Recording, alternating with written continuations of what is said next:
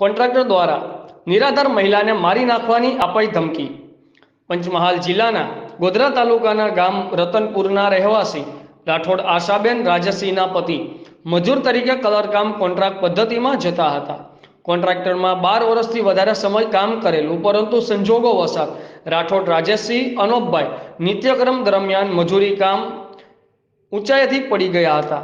તે દરમિયાન તેમનું મૃત્યુ નિપજ્યું હતું, પણ કોન્ટ્રાક્ટર મહિપાલસિંહ ગોહિલે તે બાબતે તેમના પર પોલીસ કેસ નહોતો કરવા દીધો અને પીડિત પરિવારને સ્ટેમ્પ પેપર પર બાહેધરી પત્રક પર ભરણ પોષણ અને ખાધા ખોરાકી પેટે દર મહિને ₹6000 આપશે, પરંતુ અમુક રૂપિયા આપ્યા અને 5 મહિનાથી આશાબેનને ભરણ પોષણના રૂપિયા ના મળતા કોન્ટ્રાક્ટરે જણાવ્યું હતું અને નિરાધાર અને લાચાર મહિલાને ધમકી આપવામાં આવી કે જે થાય તે કરી લેવું। કોર્ટ કચેરીના શરણે જવા કહ્યું, પોલીસ ફરિયાદ પણ લેવા તૈયાર નથી। તો આ નિરાધાર અને લાચાર મહિલાને ન્યાય મળશે કે કેમ તે જોવું રહ્યું। અહેવાલ શૈલેષભાઈ ઠાકોર, આઝાદ મીડિયા લાઈવ, પંચમહાલ। શું કરવું છે હવે તમારે ઓની ઉપર? કેસ લડવાનો। મિત્રો, શું નામ તમારું? આશાબેન। આખું નામ કહેજો ને। આશાબેન રાજેશ। રાઠોડ આશાબેન રાજેશસિંહ। અને કયા વર્ષમાં એક્સપાયર થઈ ગયેલા? પહેલા મહિનાની 3 તારીખ। પહેલા મહિનાની 3 તારીખ 2023। બરાબર, એટલે જોવો ને, હા, 1 વર્ષ ને 2 મહિના જેવું થવા આવ્યું।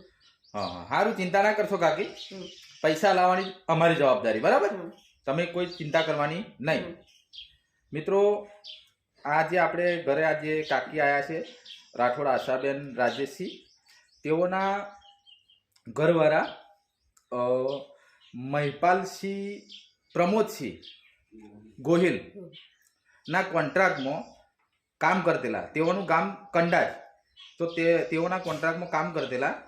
તો તેમને બાહેધરી પત્રક લખી આપ્યું છે આમના જે હસબન્ડ, જે પહેલા મહિનાની 30 તારીખે 2023માં એક્સપાયર ગુજરી ગયા, જે એક ઊંચેના એમાંથી પડવાથી એમનું મૃત્યુ થયેલ હતું। તો તે બાહેધરી પત્રકમાં લખેલું કે દર મહિને ₹6000 તમને મારા એનથી આપીશ, એવું 300ના સ્ટેમ્પમાં બાહેધરી પત્રકમાં લખી આપેલું છે। તો આજે 5 મહિનાથી એ ₹6000 આ કાકીને આપતા નથી, એટલે આ કાકી આપણા ઘરે રજૂઆત કરવા આવેલ છે। જય હિન્દ, જય ભારત।